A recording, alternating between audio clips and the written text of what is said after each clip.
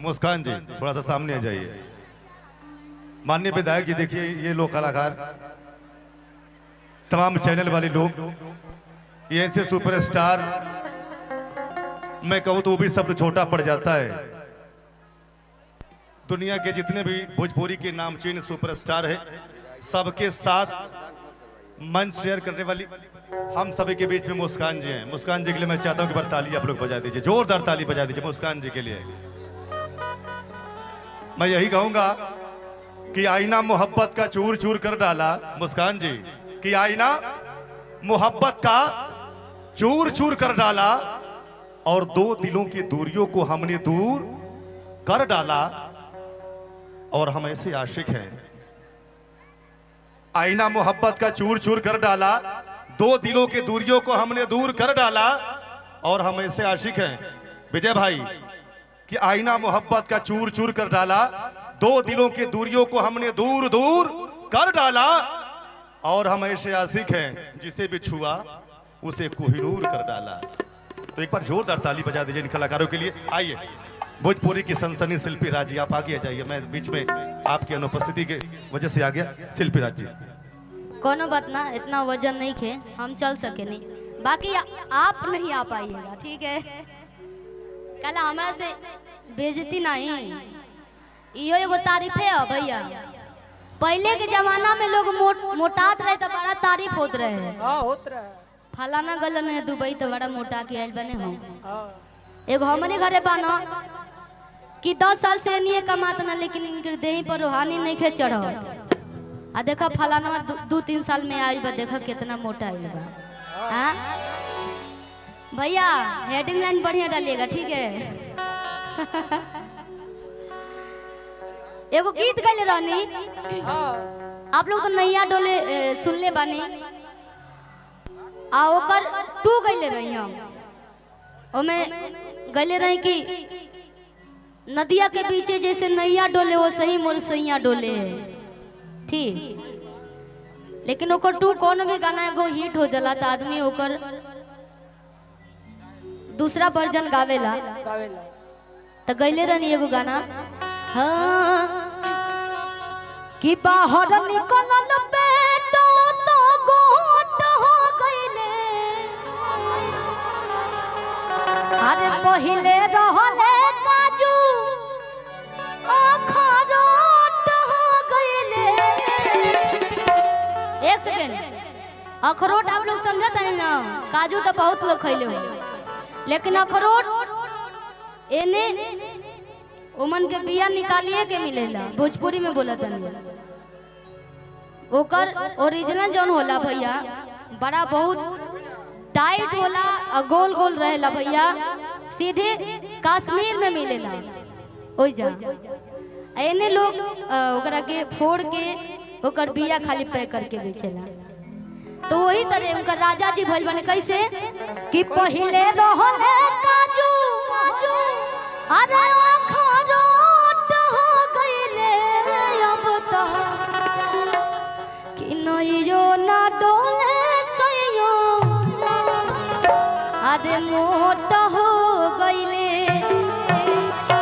कि बाहर निकलल पेटो तो मोट हो गइले।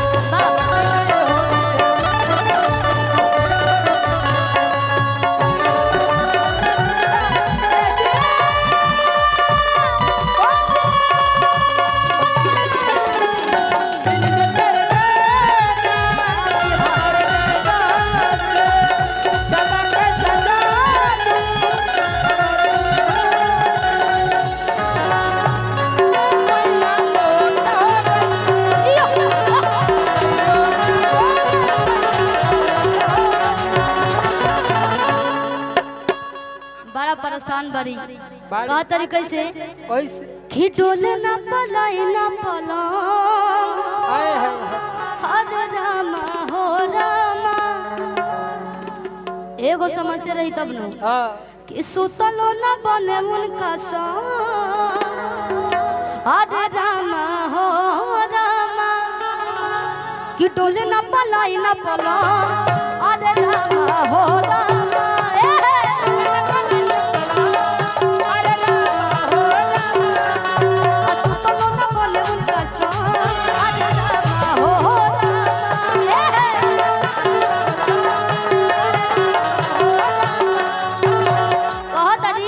कदी को मन हम पैया हो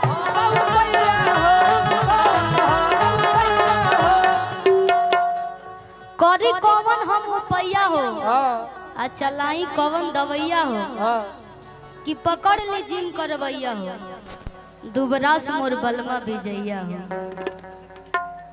अभी ढेर मोट होखलो गुनाह बा ढेर पातर रहलो गुनाह बा भैया मीडियम रहो मीडियम में ओकरा खातिर ढेर लोग मोटो हो जाता तुरंत जिम ज्वाइन कर लेता हां जोन पहले मेहनत कुदारी लोग चला के करत रहला आजकल वे मेहनत आदमी जिम में करता कि डोले ना पलाई ना पलंग अरे रामा हो रामा